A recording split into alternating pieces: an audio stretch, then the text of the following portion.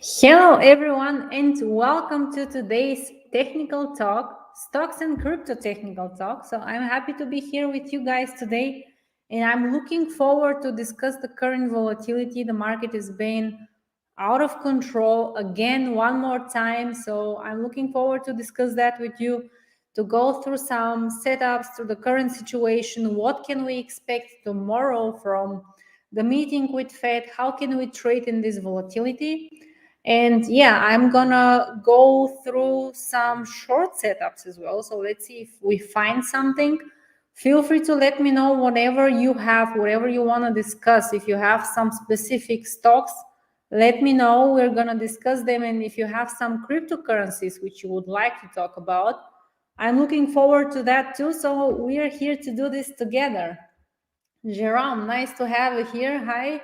And Duck is also with us as well. So I'm going to put him live. We're going to have this together and discuss together our opinions and see if we have the same opinion or different opinions here. Okay. Hello, Duck. Nice to see you. How are you doing? Hey, that's all I got to say. Hey, hey. Yeah, who's here? Who is here? I see Jerome is here. I see you're Jerome is here. here. Yeah, Josephine. Josephine is here. Josephine said hi, Sylvia, but no, Josephine didn't say hi to me. There, Jerome did. All right, guys, I'm ready to go. I hope you're ready to bring the heat. I'm ready for some heat. Yeah, It's I'm getting ready for hot some over heat here. too. Let's get some hot. Hope you guys are like got the air conditioner on and bring some heat. All right. What are we talking So about today? I thought I heard you say the word short. You got my interest when you said short. yeah, let's start with the current situation. So I want to discuss here what happened, and one of my favorite setups, which works normally 90% out of the time, this time didn't work. So 90. 90. Oh boy. yes, and 90. That's a lot. That's a big yeah, number. no, it works really good. And I wanted to discuss this why it didn't work, and also how to recognize that there is a shift in the market. So, I've been discussing this is, by the way, here, guys, the US, this is the S&P 500 futures index.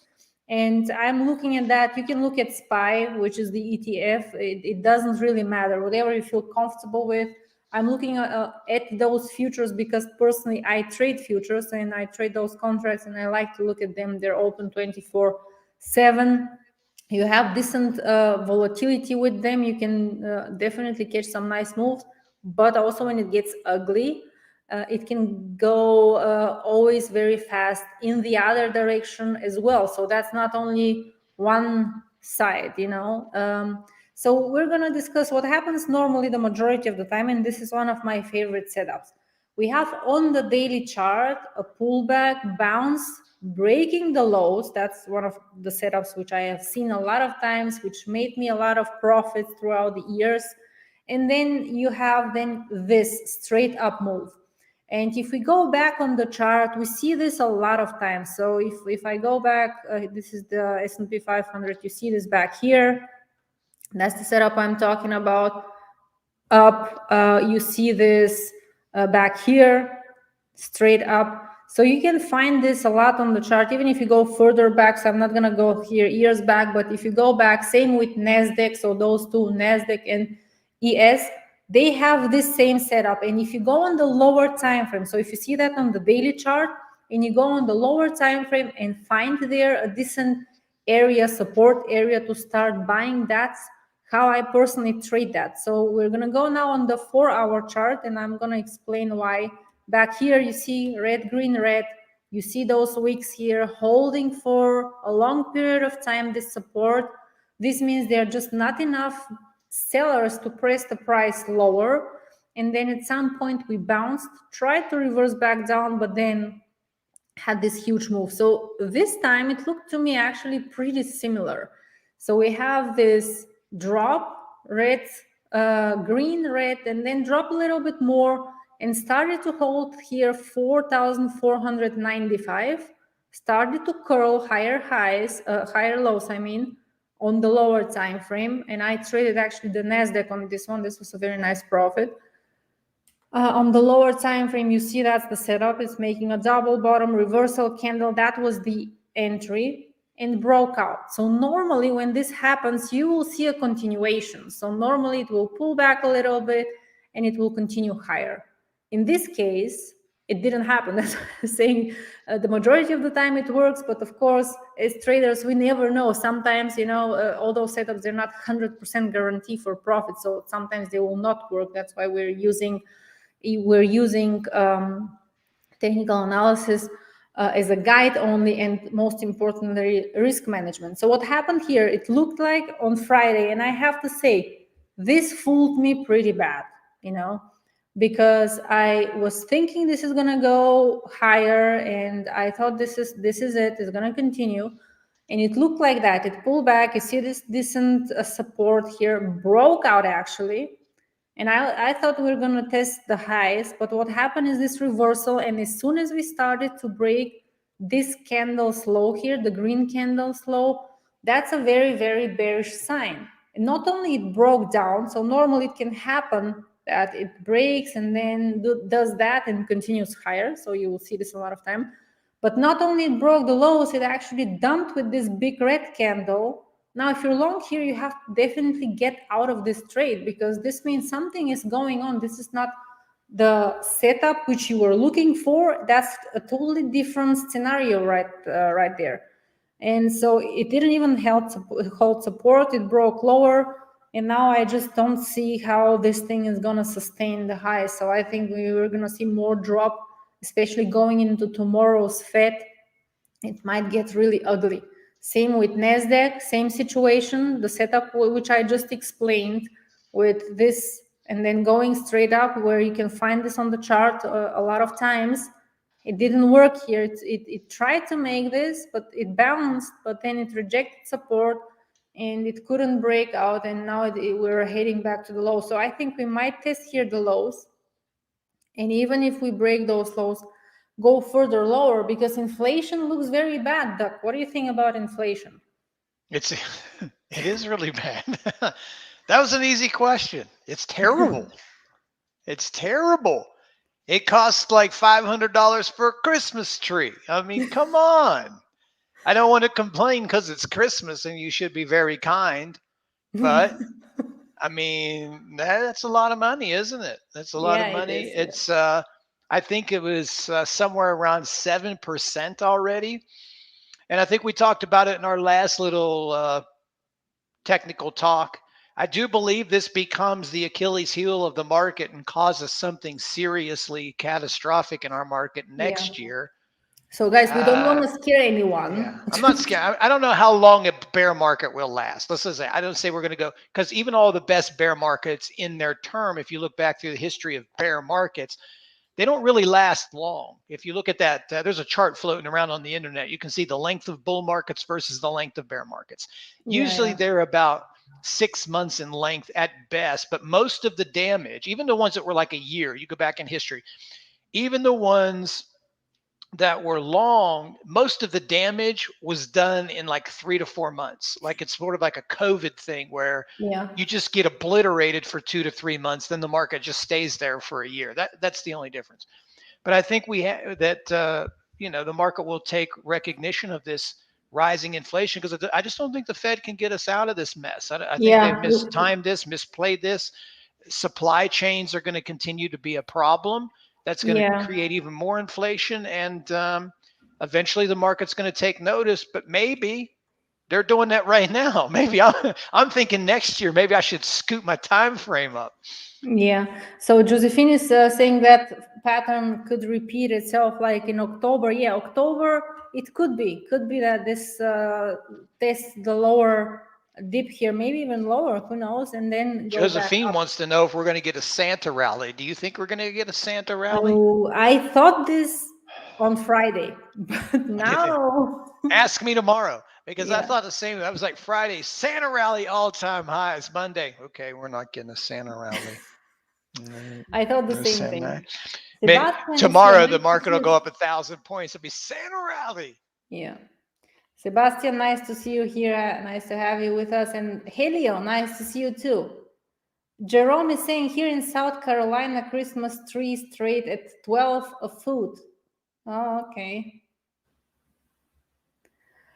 So now let's talk a little bit about Fed, since we have Fed tomorrow is very important.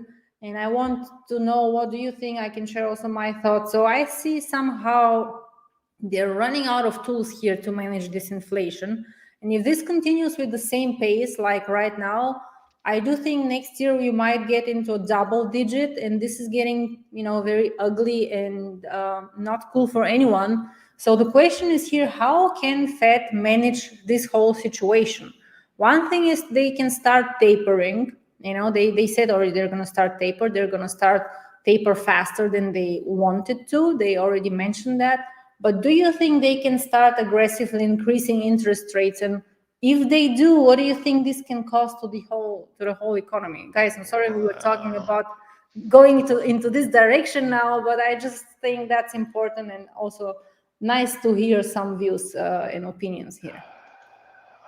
Well, I don't know, because like I said, I think they can do it by raising interest rates, but will they? And I guess you always have to ask yourself the problem that I thought we could have is interest rates have been too low for too long. So on one hand, if all the powers that be are saying this is the greatest economy ever, then you shouldn't be able to hold off on interest rate increases. You shouldn't have to keep interest rates continually low, inflating everything, right? Yeah. If it's the economy should be strong enough to stand on its own. But But look, it never did that. And I said this before, it's not a political thing. I'm just saying exactly what happened. When Jerome Powell took over, he originally tried to do the right thing by raising rates in 2018, and the market just didn't like that. Remember, we had like a 30-some% correction in the month of December, where Steve Mnuchin or whatever had to call the banks, if I recall. And he was always under pressure from Trump at that point to keep rates at zero, to keep rates low, to keep fueling this frenzy. And of course, he did it. And here we are with COVID. Once you have a catastrophic instance, you've got no firepower. And I think we're out of firepower. Yeah, that's what it is. And you know what? I don't know if you heard that, but he was actually disappointed. So Jerome Powell is disappointed that people didn't take the money which they gave to everyone, and put into the economy. A lot of people took it and put it into the stock market. So he's kind of disappointed that the stock market is going so much higher. So, do you think this might make them do something which can cause crash on the markets and maybe clean out some of the over leveraged invested people? Yeah. And when you look back at this rally, as inflated as it is, there are two main culprits of that. Obviously the Fed, but corporate buybacks, making corporate buybacks what they are has fueled. I think Apple's the one that's purchased most of their stock back. That's helped this rally immensely. And then of course the rest of us in the world, I'm sure the people listening are right along the same lines that we are. As you say, Sylvia, cash is trash. Cash is trash. I mean, everybody that's listening in here is losing 7% of their money right now. And that's putting pressure on everyone to invest, right? You got to invest to get 7% of your money back. You can't keep cash is trash, cash is bang. And you can't keep it there. So and again, this is where you see the creativity of today's investor. Things like Bitcoin and other cryptocurrencies are aggressive assets, risk-on assets. So when people are desperate to beat inflation, they start getting creative with low float stocks, cheap stocks, speculative assets, cryptocurrencies. When they have a high appetite of aggression and risk, that's when you see those things run at their peak. If the Fed tapers or that stuff gets off the table, then those assets will suffer. Yes. And in the beginning, at least, they'll have a short-term correction based on that. So, and I think a lot of people are really over leveraged and, taking loans because money is cheap, obviously, putting a lot of money into the stock market, into different risky assets. But what if they increase rates and they cannot pay back those loans? Do you think we might see a deeper crash and we will clean out of some of the people who are, just newbies to the stock market and started investing a lot of money last year, this year? Yes, I think that's very possible. I don't see why it wouldn't.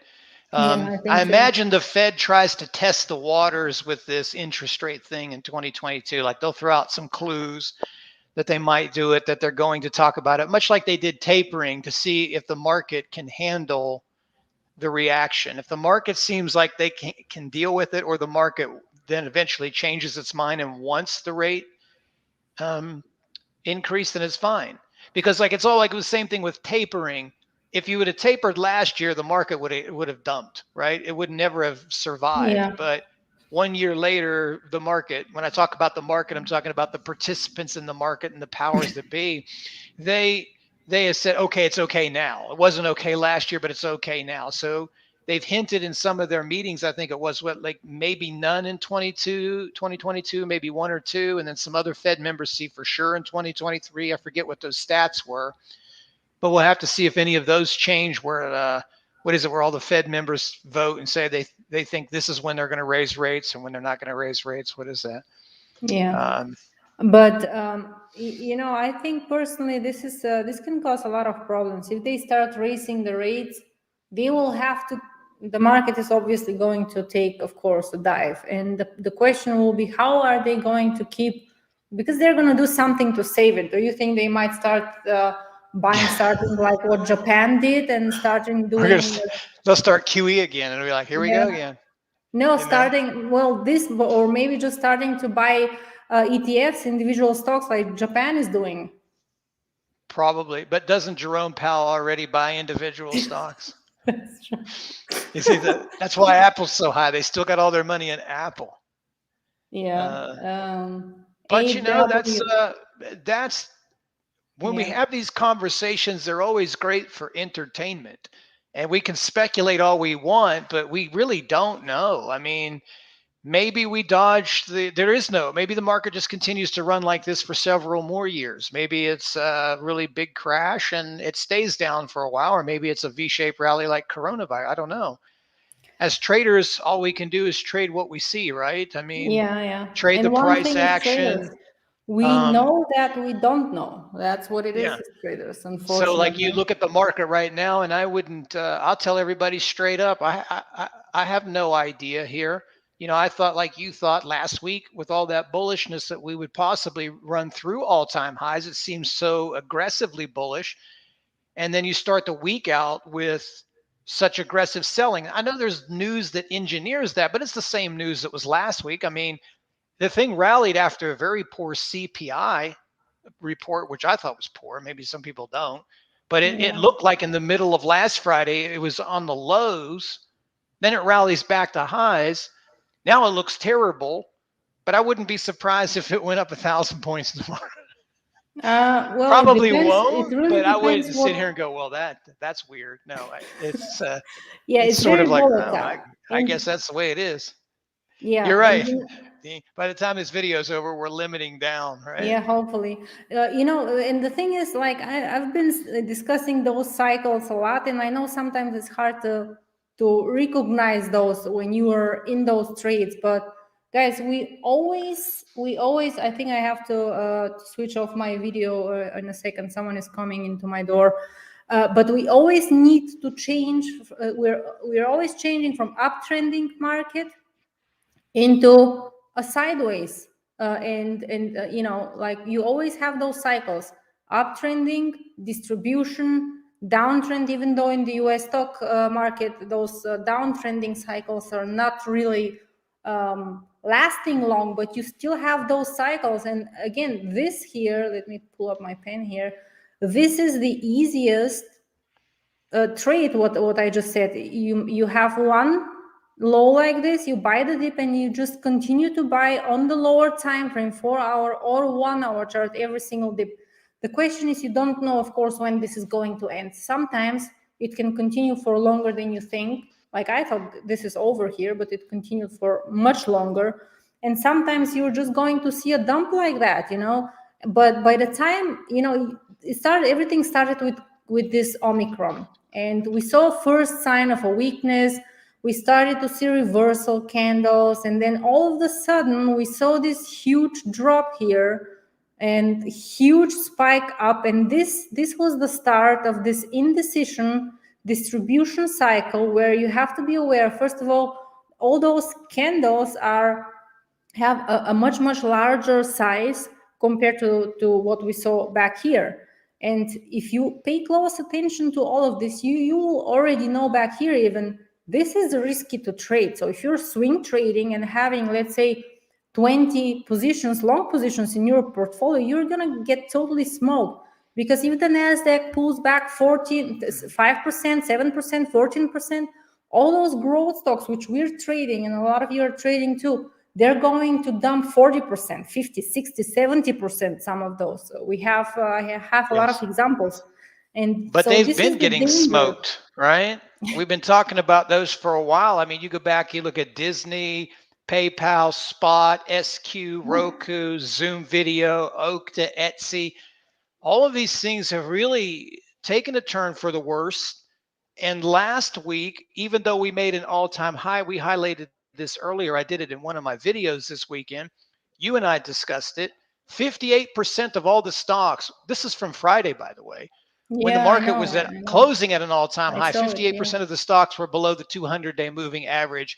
65% were under the 50, which means that, you could make the statement that 60 to 70% of all the stocks that are traded in the market this year are actually in bear market territory and have been in the bear market territory.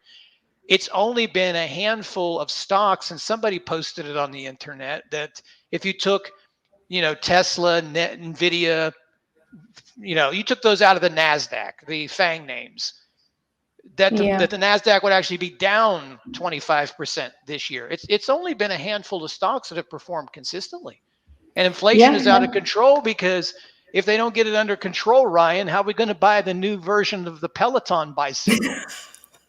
That damn thing's expensive. It's going to cost $12,000 by the time they make that sucker. If they don't get this inflation under control, I'm just going to have to walk. Ryan is saying PPI 9.6%.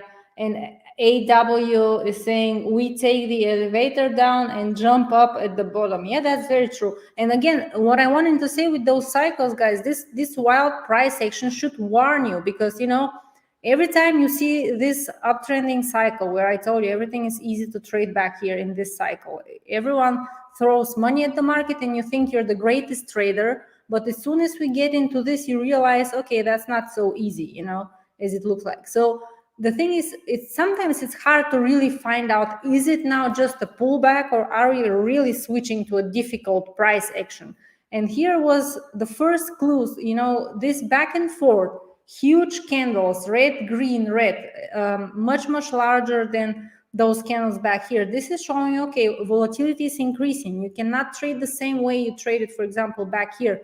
Buying the dip, it will not work. Buying breakouts, it will not work at all. So that's why it's important to find out what is the current cycle and go from there. Like going into tomorrow, I don't expect, unfortunately, a lot of positivity. I would like to be positive, but I just don't see Fed coming up with other tools. They just don't have any tools. They can only increase rates, and this is not going to save much, because now they're already too late with that,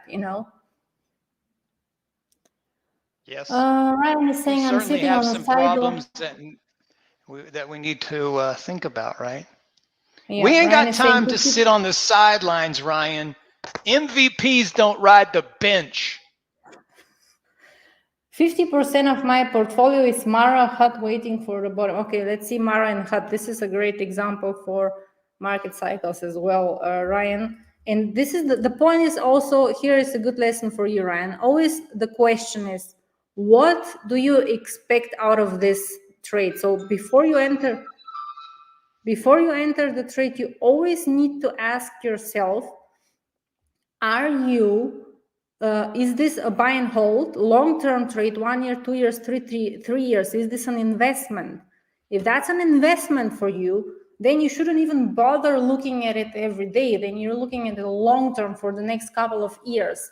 If that is a trade, you need to manage it much more aggressively. So you have to, like if you're buying the dip, you have to just make sure you're getting out of this of the risk. So for example, I know you've been buying it a lot, but just an example, let's say you buy here or even here, it goes in your direction. You just need to take profits on the way up, or just move your stop loss tight. When you get stopped out, that's fine, you're stopped out for profit. But then if it pulls back again into some decent area support, you can buy it back and then do the same thing, trail your stop. Just you can move the stop below the previous candle's low.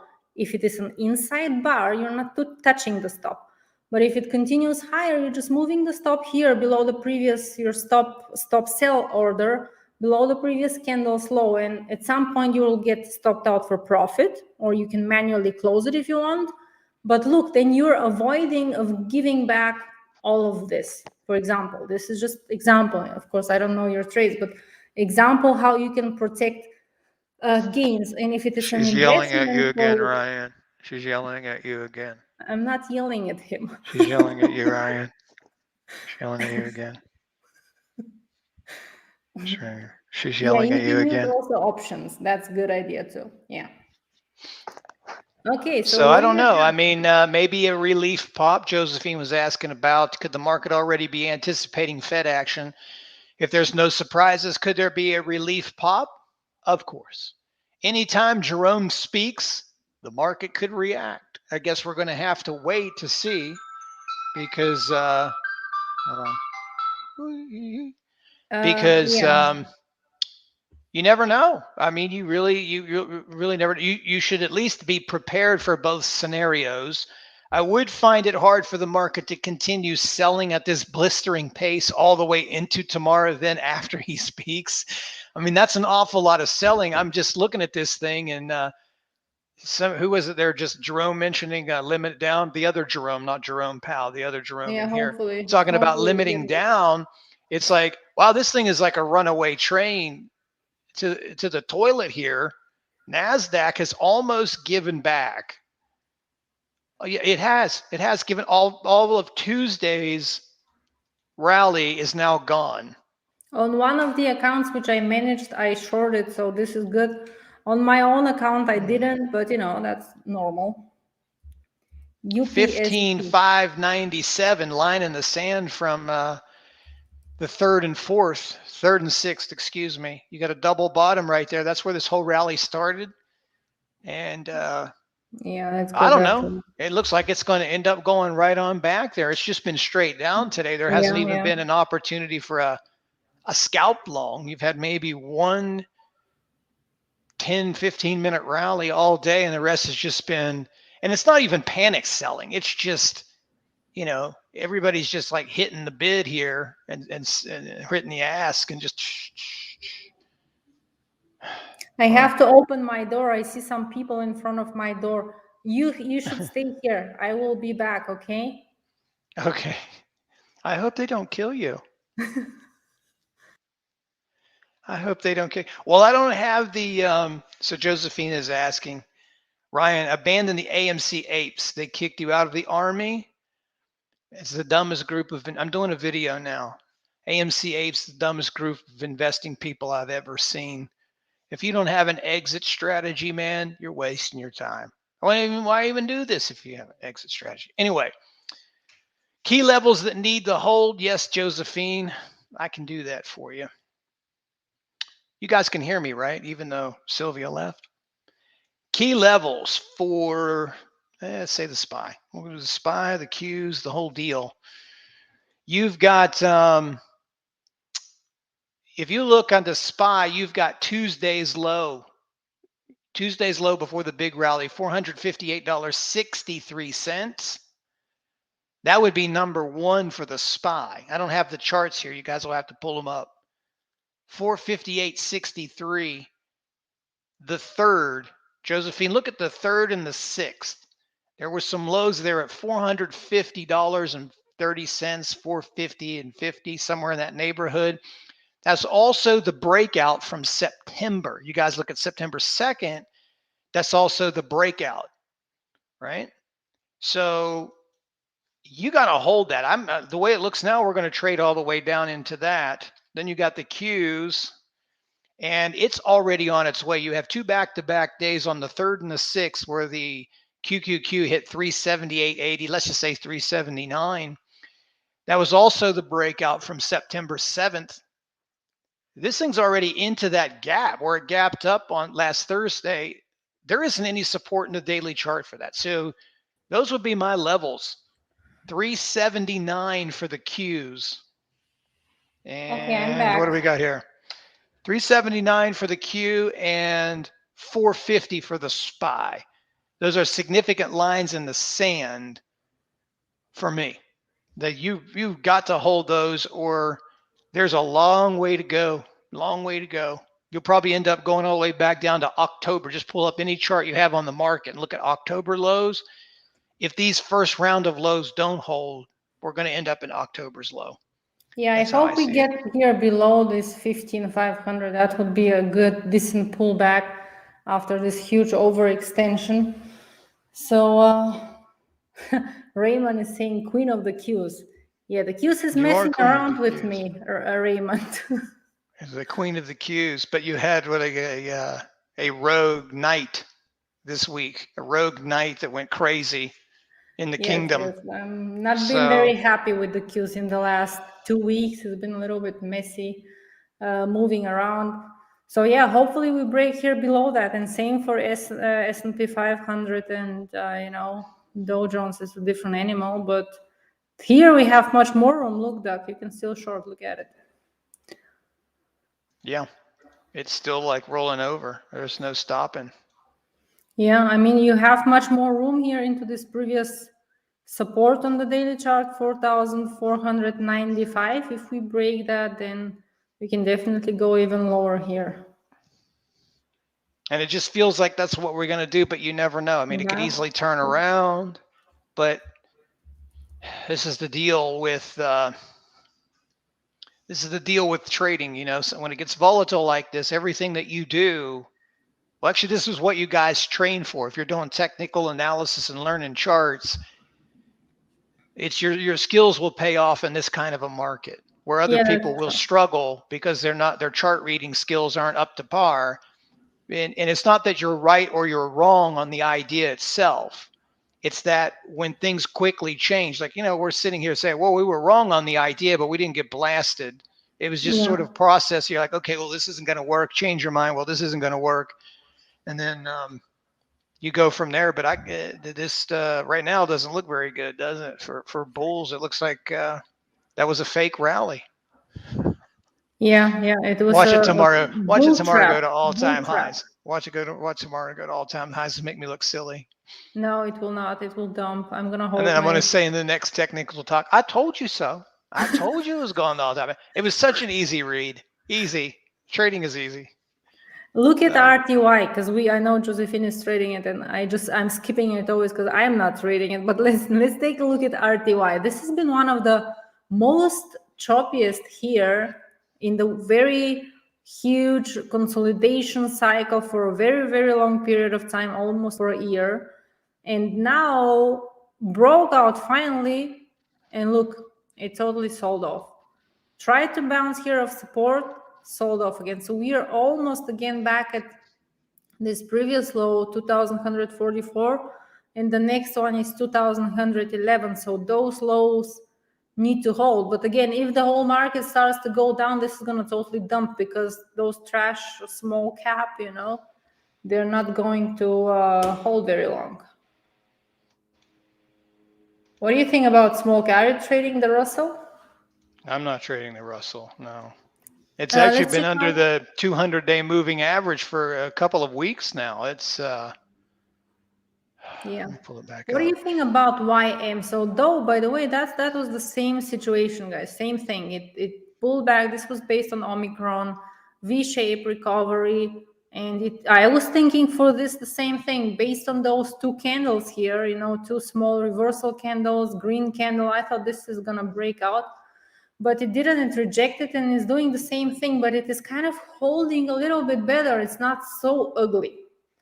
No, it's not. It's only down 130 compared to the rest of them. You would think it would be 400 or 500 today. I don't know if it's a good day somewhere out there for Caterpillar or something, or one of those, Boeing maybe. I don't know. I'm not looking at any of these, but you're right. It doesn't look that bad. It's actually holding up decent. Yeah, it's So holding that up could either pretty good. be a good long if the market turns around, or if we keep dumping, this will just succumb to the pressure and probably roll over too, right? Yeah. So I'm gonna give you for today a short. Uh-oh. What do we got? CPSH short? 2 short ideas, which I'm looking at, but I don't know if I'm gonna take them. The one is Home Depot, but it's kind of already late because it's almost at support. But maybe if it bounces here, 400. And the other one was let me find here, LOW. But this one is already dumping too, so I'm a little bit late for those. But they have still room as a short stocks. If I know you're shorting more than I do, so if you're looking for something, those are 2 good looking shorts. I'm putting them down. Okay. Other than that, I'm gonna go through my list, but everything is red here. So guys, here, this is my watch list. Everything is red. I don't even need to open it. If I see this crap, I don't want to deal with it. Ryan asked, by the way, for UPST. He asked you UPST. What is I the find it level? comical, though, on another note, that the market's down so much, and the top 2 green stocks on my list today that I have on my watch list, not like in the market, is Beyond Meat and Docu. Well, Doc has been totally destroyed. Beyond Meat. I know it was upgraded, but come on now. Beyond Meat? Really? That's crazy. All right, UPST. Yeah, Home Depot, Jerome, Home Depot in general, for me, it's a very strong buy stock. I would normally never short it. I would only do if the whole market goes down and I'm looking to find something as a hedge on the short side for a quick move. And Ryan is saying Home Depot must have shopped there. Yeah, I shopped there too, but it's not bad. The store is not bad. It's inflation's making theirs going. If you pull up a chart of UPST, it is really, really ugly. Yeah, I know. But I do not think that thing has bounce capability. Although, if you want to make the argument for that, it is into the gap. There's some support there into the gap. And I underneath brought that, it it's up, a actually. man. I don't know. No, I would not buy it. I brought it here for a short. Hey, look, you would have made a lot of money by now if you held. Has anybody ever watched? I know you guys have. Come on, it's an all-time American classic. Therefore, Sylvia has no idea what it is. But I know for the rest of the Americans in here, you've seen the movie Airplane, right? Who's with me on this story? Airplane with Leslie Nielsen. Remember the original Airplane? Remember when the guy was in there and he kept saying all the time, I picked the wrong time of the week to stop sniffing glue. I picked the wrong time of the week to stop sniffing glue. You remember that? He kept doing that skit over and over again. Lloyd Bridges was the character, by the way. I'm doing that. Yes, see, Jerome knows that. That's what I would say now. I picked the wrong time of the week to start buying the dip. I picked the wrong time of the week to start buying the dip. See, Airplane's a classic. You got to watch this movie, Sylvia. It is a very classic movie, very funny slapstick comedy. Yeah, super. Yeah, it's got billions of one-liners in that one. All time good one. Pick the wrong time of the week to start buying the dip. Yeah, buying the dip now is not the best idea. To go back to the chart of UPST, Ryan, I think we discussed this a while ago together. I told you this thing is just not, it's trying to hold, but look, every time it tries to break out, it's coming back to the lows. It tried to hold here, but it never made it above the 200 EMA. It went here, and if you entered here, you need to move the stop faster because otherwise you're just gonna get, take a loss. So if you took it here and put it to break even, that would have been good. You would have been out for 0. But look, this is here below the 200 EMA, reversal candle, red candle. So that's a bearish sign. And I know it's very oversold, way below 30 RSI. But I personally don't really think that this is a good long right now. I would actually prefer to, on a bounce, to short it. What do you think about UPS? Yeah, I wouldn't. I normally would go into something like that, but no, not in this environment. No. Yeah, our PayPal never recovered, guys. And you know what? I want to bring this up because I want to show you how much, what a percentage those can move, can do. So this went Are you going to around make fun of my 270. PayPal? Ryan and I are still waiting for our Peloton to return to its glory days.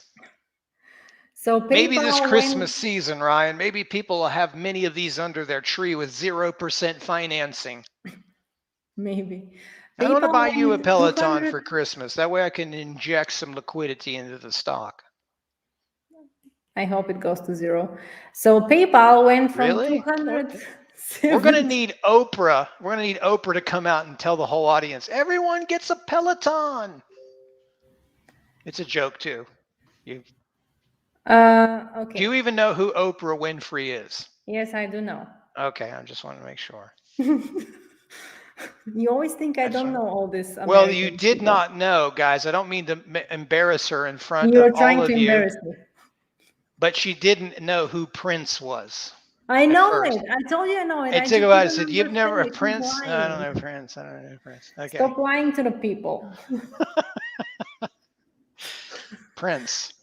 That's not true. I knew it. So to go back to PayPal, PayPal went since COVID 270% to the upside. And again, that's why we're trading those growth stocks. But when they take a dive and they go lower, especially if the market starts to get volatile, they can dump a lot. So this thing went in the past 4 months 40%, 47%. And I know we discussed it for a long couple of times actually here, and it never made it. And you know, that's a good lesson also for us, because if you have a gap down based on earnings, you always need to ask yourself the question, why is this happening? So all those people, big boys, which are invested in this stock, they want to get rid of it. They don't like some of the earnings, whatever it is. Even if they have good earnings, they might not like it. They might not like the outcome and so forth. So if this happens, this gap down, this is normally an earnings loser. And even if it looked like it bounced, it totally sold off. So now this downtrend continues. Why? Because, and this is something very important, because bigger institutional traders are getting rid of their positions. And if you want to, to catch the right side, you always need to ask yourself who, and you can check this also on the internet. There are a lot of sites, who is invested in this stock, and who can potentially get rid of it if it dumps on earnings.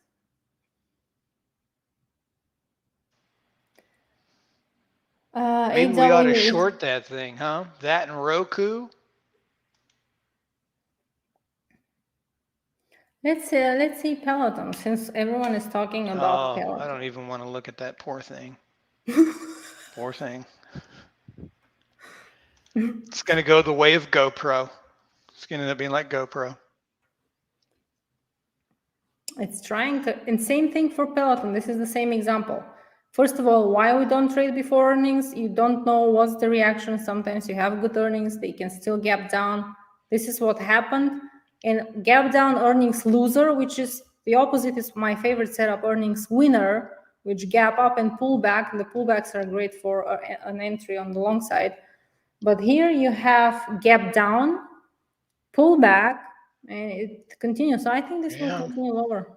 They actually, some analysts downgraded Peloton a couple of days ago. It's like every time somebody must have like Bobby Axelrod must be after Peloton. He's like, every time it has a 2-day bounce, somebody downgrades. It's just like, poor old Peloton. Poor old Peloton. Can't get out of its own way, The only thing that will save it is if they start getting into the rocket business to go to Mars and say they're going to put a Peloton on Mars. That seems to work. That's a good strategy if you own a company. Other than that. So let me ask you this. Oh, wise Bell Rock.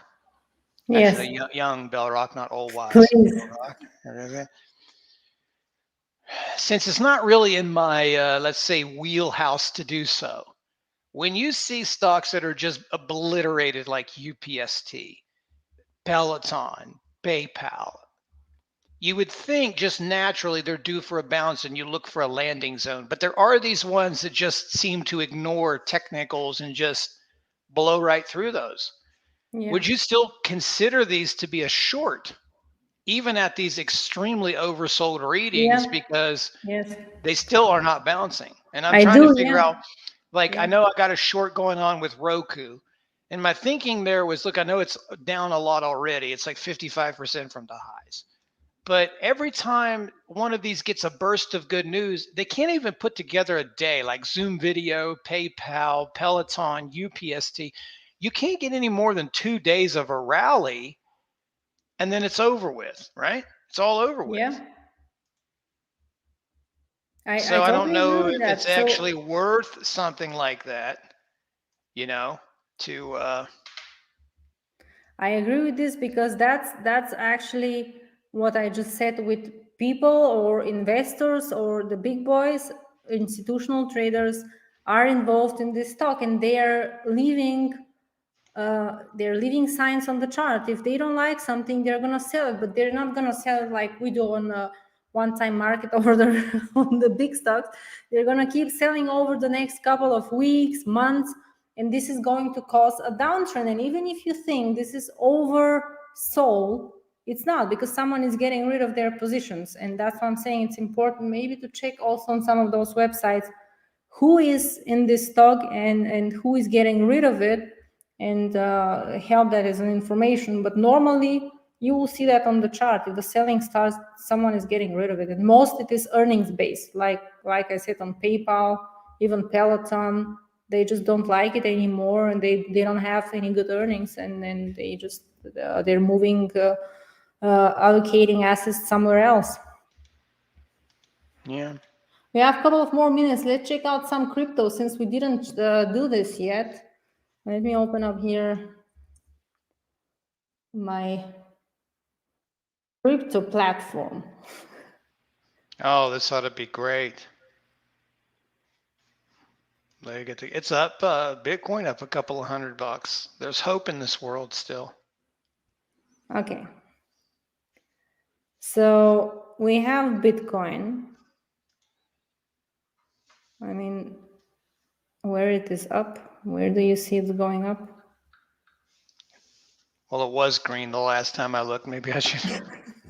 That must have been Crazy months market. ago. Yeah, it's $160 now. It's a rally. So this It's is, a rally. I was long here, and then I close it, and that was a good decision because look, this is just a totally meltdown. And this is something where if things are getting uncertain on the markets, on the overall market, like right now what we have, the current situation, everything is pulling back, inflation, those, and also including risky assets, all risky assets are going to be first, which are going to take a deep dive, and that's why we see this selling. That's my opinion. Do you agree with this, or do you think no, that has nothing to do with that? I don't know if I can agree with you. Maybe just on the sheer terms of not wanting to agree with you too much in a single day. What are you going to do with this? I'm just asking you, do you think, because I think if everything is uncertain in the markets and everyone is, doesn't know what's going to happen next, and the first thing what goes down are those risky assets, small cap and Bitcoin, all those Dogecoin and stuff like that. Do you think the same way, or do you think that has nothing to do with the current? No, that has a lot to do with it. Yes. The appetite for risk, if it's removed from the market, then risky assets go. And those are risky assets. Yeah. And when I don't say like this terms of risky being as in they're risky to own, some are and some not, but as bull markets continue and get expanded, people become more let's say, hubris. They have more hubris and ego in their investing and trading. As inflation gets higher, they become more desperate. They become desperate traders and investors instead of logical traders and investors. So they have a tendency to really want to accumulate risk, like you say all the time, risk on market, risk off market. Risk on market, what's good in a risk on market? Penny stocks, right? The Yeah. IWM, Bitcoin. If risk gets off of the market and you start going into corrections, then people panic and they Yeah. start removing risky assets, or let's say fund money, that some people refer to it. And that can happen. Now, maybe with crypto, because again, I'm not the crypto investor, so I don't know the whole fundies, if there is fundies in there. I just look at technicals, right? I look at technicals And too. I'm not the pro, right? But maybe with inflation and the devaluing of currencies, well, then you could make a claim that crypto can go a lot higher because people will want to own something that's not, am I saying this right? Like hedged by a government, not owned or manipulated by a government. It's like an asset for the people, right? Yeah. So maybe there's something to that, but I wouldn't know because I'm not the crypto expert. If the charts Yeah. will tell you whether that's something that's true or not, but I could see that maybe in crypto's defense, as inflation gets higher, that more people would buy more crypto because their dollar sucks. Because if you said, would you rather have, $100,000 in US dollars cash, or would you rather have $100,000 in Bitcoin? Which one would you guys choose, right? Yeah. So if somebody was going to give you $100,000, would you want that in US dollars? Would you want that in euros, British pounds, gold coins, or Bitcoin, cryptos? Where would you want that money to be paid to you if you had the choice? And that would answer the question. Yeah, I agree. So, my opinion to crypto, yes, it could be a potential, but again, you always need to ask yourself, and this is how I'm approaching it. You always need to ask yourself, do you see it as an investment? If that's an investment, I don't have to look at it every single day and sweat and think, oh, this is gonna go up and down. I don't really care. I'm gonna look at it in 1 year, 2 year, 3 years. That's an investment for me. Maybe it works, maybe it will not, and because it is a risk asset, I will not even, I would not even care if I lose money on it, because I have only a small portion of my portfolio invested in it. So I really see it this way. If I'm going to trade this, that's a different story. Then everything goes same with everything else, like technical analysis. You're going the same thing with through uptrending cycles, distribution, sideways mess, downtrending cycles. You see this here, and this is on every single asset. You can pull up. I see Jerome is asking about gold. We can check gold. You can pull up gold. You can pull up whatever currencies, whatever you're trading. We go always through those cycles, and you need to understand those. That's why it's so important. And here's the same thing. We went through this mania straight up move, stopped it after a while, it ends, it will never last forever, and then started to go into a downtrending cycle here, and now it's totally getting murdered, this one. Ada, which I actually own, I bought it, but I don't really care about it because that's a small investment to me, and if I get burned, well, it's okay. I don't really, I don't look at it as a this is the way I'm gonna make my money here. And Bitcoin, same thing. Went through very nice uptrending cycle back here, stopped, down. For now, there is no sign that this is gonna continue higher. So I need to see if I'm gonna buy it. I want to see some bullish candlestick formation, some bullish price action. Right now, it just goes down lower and lower. I don't see any kind of a bounce. It bounced here, but then that was not a sustainable bounce. It's trying to sell off again now. So I want to see some more bullishness, something like this happening, a double bottom and holding of support with green candles. Then I might get interested into buying, but for right now, it's just not doing it. And gold, yeah, let's check out gold. I love gold. You wouldn't know that one either. Sorry.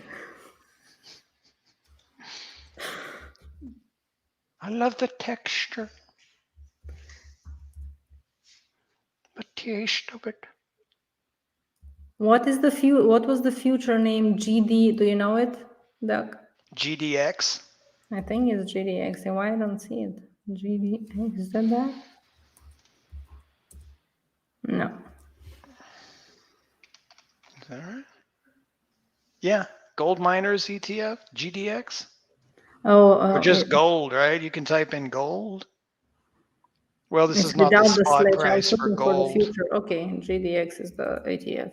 I don't know what the future is. I don't know either. I should know such stuff, but I do not. Wait, let me see. I probably do. It's just not recalling itself in the.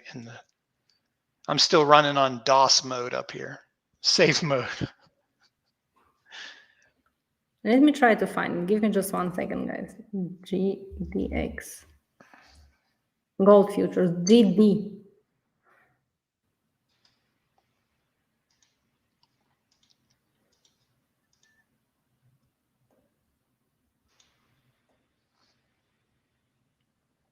Okay. So to me, this looks short. This looks very ugly. I'm going to take my ETF. Definitely, if I look at GDX, it looks GLD. That's what I'm talking about. I was thinking this is not the right ticker, GLD. But what is the future? Can someone tell me the future contract? The future is murky. The future is dark. Yeah. That's the future. So that's the ETF. So with gold, it's been just very messy price action overall. The point here is this has been up, change direction, down, and I've been watching it on another platform. That's why I don't know on this one the ticker, and broke out. And then this is my problem with gold and trading it overall. It goes in one direction, breaks out, you think, oh, okay, this is going in an uptrend, but then it can sell off the same hard way into the next direction. And that's because gold has something to do with the US dollar. So it depends if the US dollar is strong or not strong. That's what causes sometimes the move. And we see here it's sitting on support, but every time it's trying to bounce off this support and break out through the highs, it's rejecting and actually going lower. So GC1. Okay, thank you, Dean. Let's see. That's what I'm looking at. Let me see, because those ETFs have a lot of gaps. You cannot see the price action. GC1. No. No. It was No. No. Stop. No.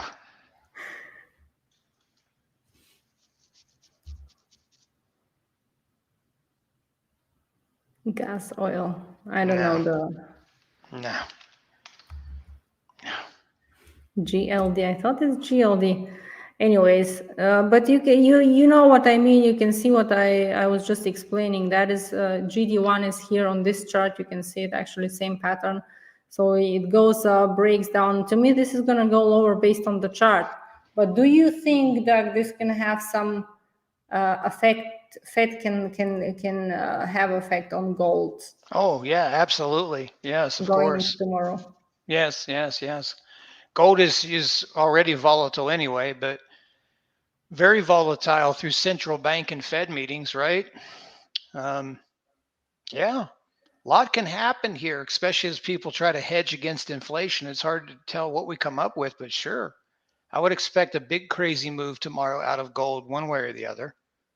The thing is, I just don't know which one. There it is. This chart I was looking for. Anything. I found it. Yeah, that right there. I mean, come found on. It. I think each one of those big dumps there are Fed meetings, right? Those are Fed meetings. Yeah, so that's the problem with gold. Again, to go back here, because that's what I was looking for, this chart exactly. It really can go from, oh boy, going straight up into completely changing into a bearish asset and going straight down, rejecting every single resistance back here. It looked very, very bearish all the time. And then all of a sudden, this was from, I think it was a Fed meeting, broke out. You thought, okay, this is unstoppable. It's going to continue, do the same thing like it did here. But then it started this rejection and dumped pretty bad. And again, this is what I was talking about here. It started to try to bounce, but every single bounce is being a failure. It's just, you see those wicks on the upper side of the candles, it's sold off, and every single time it's trying to bounce here, just not making a good job. And you can see this also on the 4-hour chart. You see trying to bounce, rejects, sells off, trying to bounce, sells off. So to me, it looks still very bearish, but again, it has to do a lot with the US dollar. If they start speaking about, about interest rates and stuff like that, this will have also effect on gold. Yes, it will. Okay, we are up time. We made it 1 hour, guys. Thank you so much for joining, Dean, Ryan, Jerome, and everyone else as well. Josephine, Raymond, and Sebastian. Thank you so much, everyone, for joining. Thank you, Doug. As always, it's a pleasure to meet you. Talk to you. It was a good session, I think, with our talks about Fed today. So we are excited about tomorrow. And we continue with those videos or with those live sessions every Tuesday, same time, guys. So I'm looking forward to next Tuesday to see you back here. Thank you so much. Have a good day and trade safe. Yes. See you guys later. Take care. Bye.